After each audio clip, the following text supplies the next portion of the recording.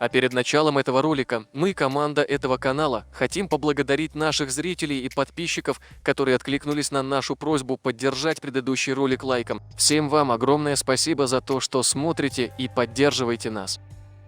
Немногие знают, что чеченцы называют ингушей и казаков одинаковым именем. Ингуш-Галга, казак-галгасхи – два это термина в чеченском языке появились недавно, 200 лет назад. Оба термина имеют общий смысл и переводятся как «крепостные люди». Галгасхи – это крепостной русский, Галга – это крепостной ингуш.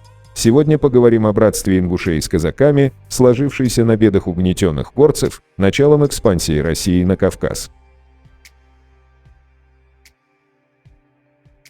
О братстве ингушей с русскими и казаками нам расскажет Ахмед Барахоев, ингушский общественный деятель, старейшина, член Ингушского комитета национального единства.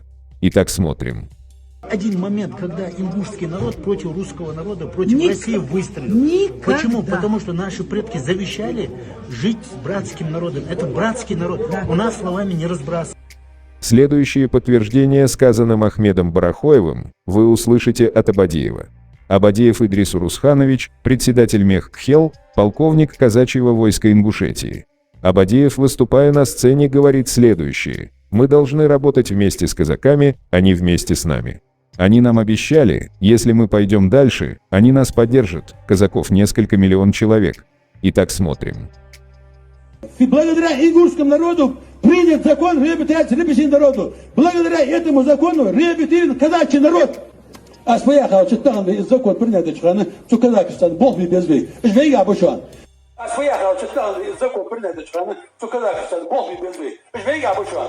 تاريخ خمامة كذا كذا واش يا حتى تواجه شو عقل زلا يا حال بالي شو عندي اعتقاد ويحصل ناس مليون وبش تصدقوا اسبي فيسبوك في اتصالكم صح شو لا هذا. Следующий ролик может шокировать вашу психику. Просьба ко всем издатам покинуть экраны монитора, а остальные остаются с нами и продолжают просмотр. Здесь ингуш, сидящий за одним столом, вместе с тогдашним президентом Ингушетии Зязиковым, говорит следующее: нет никакого сомнения, что у ингушей имеется сословие казаков, и это братство с казаками закреплено на полях сражений. Итак, смотрим. Нет никакого сомнения, что у ингушей имеется сословие казаков. И это братство с казаками Дона Кубани закреплено на полях сражений. Казачество и дальше будет делать все необходимое для укрепления согласия, мира и стабильности в регионе, сказал Сулумбек Евлоев. Работой президента народ доволен. Доволен. Республика успешно развивается. Республика строится. Республика имеет авторитет перед руководством России. Но людям хочется быстро, чтобы все делалось. А быстро все не делается. Для этого нужно время.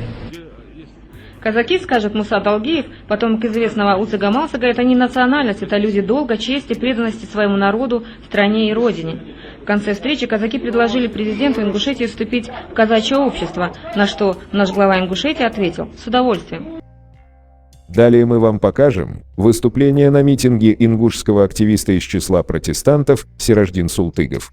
Со дня освоения Кавказа России ни одну раз Россия войну не провела без участия братьев ингушей. Султыгов также отмечает факт, что ингуши не брезгали воевать даже против своих братьев-турков. Мы никогда не отказывались от присяги, данной нашими предками. Другими словами, ингуши – самый преданный народ для казаков и русских. Итак, смотрим. История существования нашего народа. Кавказе аж ханница. Со дня освоения Кавказа Россией ни одну войну Россия не провела без участия наших предков. Ни одну! Назовите хотя бы одну войну, где не были национальными героями наши предки.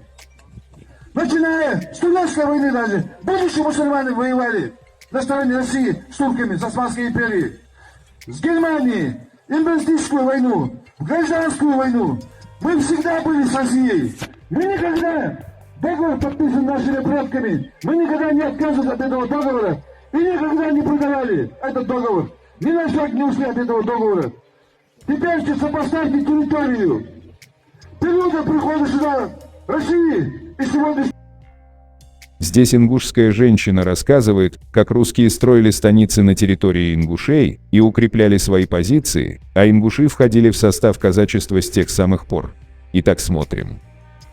На Кавказе Россия укрепляла казачьими станицами, укрепляла свои границы. И вот нужно сказать, что в состав казачества, можно сказать, ингуши входили еще с тех самых пор, потому что они охраняли границы юга России, точно так же, как и те станицы казачьи, которые образовывались царским правительством по приказу царя.